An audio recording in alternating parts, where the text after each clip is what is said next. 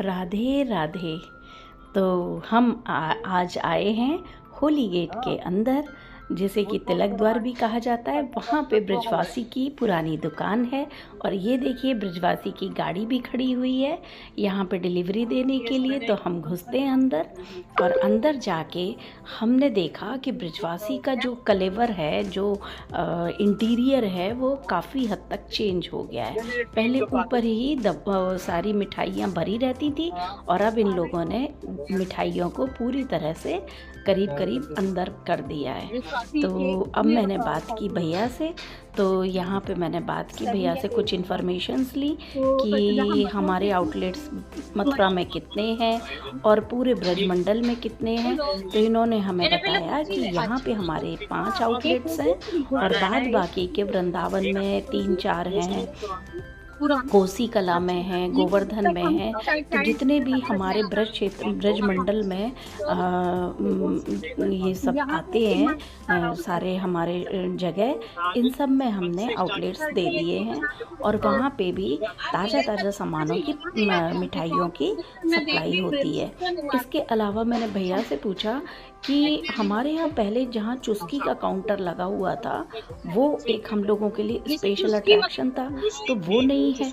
तो इन्होंने मुझे बताया कि इस समय श्राद्ध का टाइम आ गया है, तो अब वहाँ पे चुस्की की जगह कल से इमरतियाँ बनेंगी, तो इसलिए वो काउंटर इस समय हमने हटा दिया है। भैया को भी बड़ा मज़ा आ रहा था कि जिस तरह की हम लोग स्वाद ले लेके इंटरेक्शन करते हैं, तो उनको लग रहा था कि हाँ, हम लोग यहाँ ब्रजवासी की एक एक चीज़ से बहुत ही ज़्यादा सच में हम टेस्ट के दीवाने हैं। इसके बाद फिर मैंने भैया से पूछा कि आपका ये जो कारखाना है ये कहाँ पे है ब्रजवासी का, जहाँ पे इतना ज़्यादा दुकानों की सप्लाई होती है सामान की। तो उन्होंने बताया कि हाईवे पे, वृंदावन हाईवे पे, यहाँ नियति हॉस्पिटल के सामने हमारा कारखाना है, जहाँ पे कि पूरा ताज़ा सामान वहाँ से पूरी जगह हर आउटलेट में सप्लाई होता है।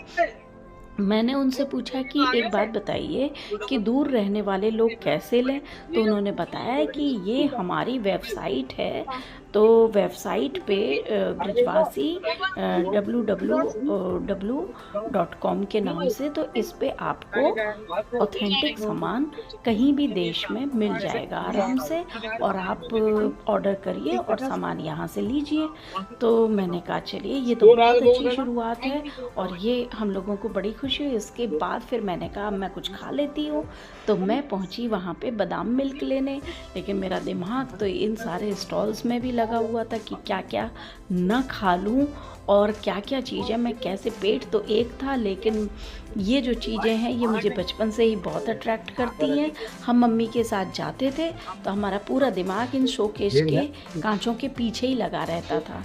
तो यहाँ जब तक कि भैया बादाम मिल्क दे रहे हैं, मैंने भव्या को बताया कि भैया ने बेकरी का भी काम बहुत अच्छे से शुरू किया है और यहाँ पे काफ़ी नए ज़माने के आइटम्स भी ये लोग बहुत टेस्टी फॉर्म में प्रोवाइड करते हैं। तो हमारे यहाँ बर्थडे वगैरह पे भी अब केक यहीं से आता है।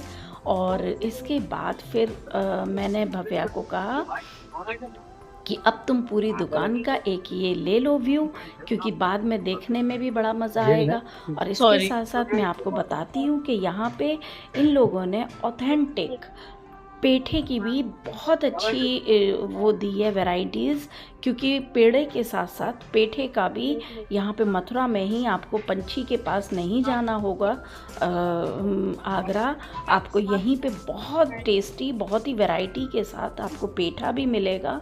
और अब हम फिर दोबारा से बादाम दूध की तरफ कंसंट्रेट करते हैं। बादाम मिल्क की एक अलग ही बात है यहाँ पे, और वो इन लोगों ने पैकिंग चेंज कर दी है, लेकिन उसके अंदर का जो स्टफ़ है वो रियली, मैंने जगह जगह बादाम मिल्क लिया है लेकिन इस बादाम मिल्क की बात ही अलग है।